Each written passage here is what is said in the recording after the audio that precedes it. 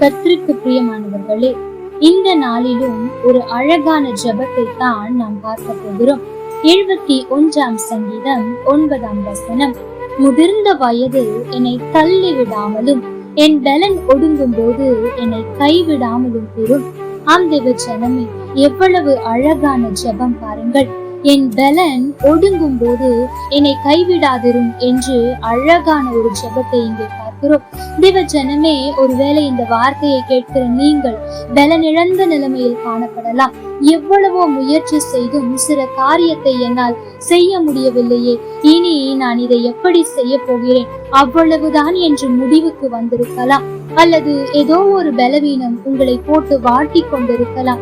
ஐயோ, என்னால் முடியவில்லையே, இந்த பலவீனத்தை வைத்துக் கொண்டு என்னால் எப்படி ஊழியம் செய்ய முடியும், இந்த சுகவீனத்தை வைத்துக் கொண்டு என்னால் எப்படி இந்த காரியத்தை சாதிக்க முடியும், ஆண்டவர் உன்னை கொண்டு செய்வேன் என்று சொல்லிவிட்டாரே, எனக்கோ கொஞ்சம் கூட பலன் இல்லையே, ஒடுங்கி போன நிலைமையில் இருக்கிறேனே, நான் என்ன செய்வேன் என்று அங்கலாய்க்கிறீர்களோ, இந்த ஜெபத்தை ஏறெடுங்கள்.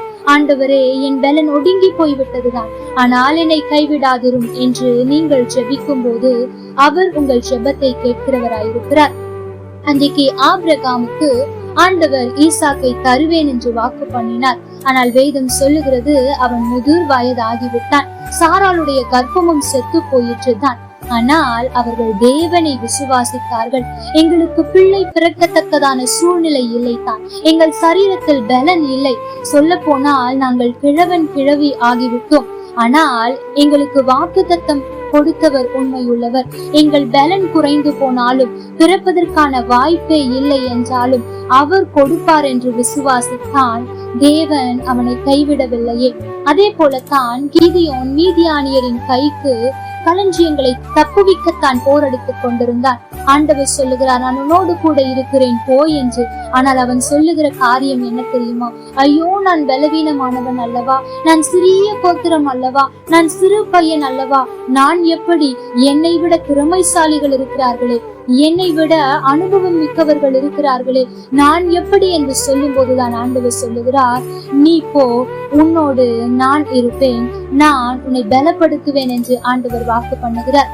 அதே போலத்தான் பவுல் ஏதோ ஒரு பலவீனத்தினால் வாதிக்கப்பட்டு, ஐயோ ஆண்டவரே, நான் ஊழியத்தை செய்ய ஓடோடி கொண்டிருக்கிறேன், ஆனால் என்னால் இப்பொழுது பலன் இல்லையே, என்னை விட்டு இந்த உபத்திரவத்தை நீக்கிவிடக் கூடாதா, இந்த பலவீனத்தை நீக்கிவிடக் கூடாதா ஜெபிக்கும் போது ஆண்டவர் சொல்லுகிறார், என் மகனே, என் கிருபை உனக்கு போதும், உன் பலவீனத்தில் என் பலன் பூர்ணமாய் விளங்கும் என்று சொல்லுகிறார்.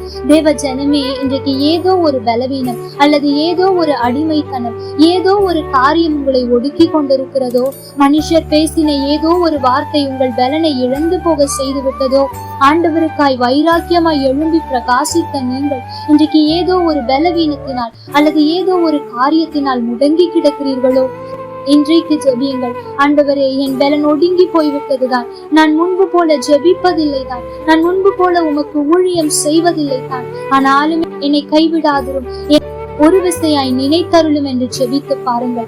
ஆண்டவர் நிச்சயம் உதவி செய்வார். ஏனென்றால் அன்றைக்கு சிம்சோனுக்கு ஆண்டவர் எல்லா பலத்தையும் கொடுத்திருந்தார். அவன் எவ்வளவு காரியங்களை சாதித்தான். ஆனால் அவன் செய்த சிறு தவறு, அவன் செய்த சிறு பாவம் அவனுடைய பலத்தை இழந்து போக பண்ணிற்று. முழு பலத்தையும் இழந்து போனான். அவன் செய்த காரியம் என்ன? ஐயோ, நான் பலன் இழந்து போய்விட்டேன், அவ்வளவுதான் என்று முடங்கி கிடக்கவில்லை. ஆண்டவரே, நான் செய்தது தவறுதான், என்னை ஒரு விசையாய் பலப்படுத்தும் என்று செபித்த போது ஆண்டவர் அவனை பலப்படுத்தினார். வேதம் சொல்லுகிறது, அவன் உயிரோடு இருந்ததை பார்க்கிலும் சாகும் போது அவனால் மரித்தவர்கள் அதிகமாம். தேவ ஜனமே, இன்றைக்கும் ஐயோ, நான் இப்படி இருந்தேன், பலவீனப்பட்டு போய்விட்டேனே என்று இருக்கிறீர்களோ, ஆண்டவரிடத்தில் கேளுங்கள். ஆண்டவரே, ஒரு விசையாய் என்னை பலப்படுத்தும், நான் உமக்காக எழும்பி பிரகாசிக்க விரும்புகிறேன், என்னை கைவிட்டு விடாதிரும், என் பாவங்களை மன்னியும் என்று கேட்டு பாருங்கள். அவர் உங்கள் பாவங்களை மன்னித்து உங்களை பயன்படுத்துவார். கர்த்தர் தாமே உங்களோடு கூட இருந்து உங்களை ஆசீர்வதிப்பாராக. லைக் பண்ணுங்க, ஷேர் பண்ணுங்க, கமெண்ட் பண்ணுங்க.